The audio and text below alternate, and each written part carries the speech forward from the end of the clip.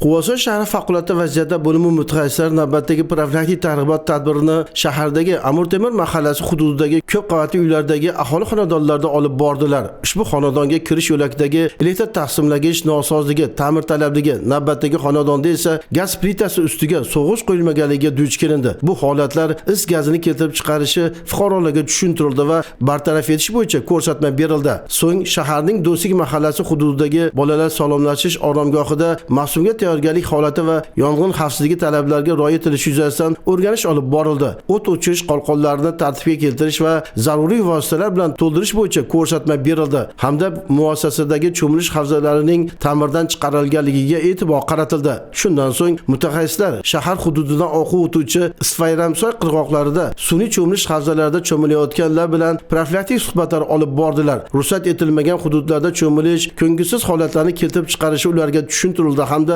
ogohlantirildi. Profilaktik targ'ibot tadbiri doirasida shuningdek qurilish ishlari olib borilayotgan obyekt ishchi xodimlari bilan kundalik texnika va yong'in xavfsizligi qoidalariga amal qilishlari, is gazdan hamda konservalangan oziq-ovqat mahsulotlaridan ommaviy zaharlanish, ya'ni botulizmni oldini olish yuzasidan tushuntirib o'tildi. Shuningdek, uyda qarovsiz qolgan yosh bolalarni belgilanmagan joylarda cho'milishlarini qattiq nazoratga olishlari bo'yicha ko'rsatmalar berildi. Eslatma varaqalari tarqatildi.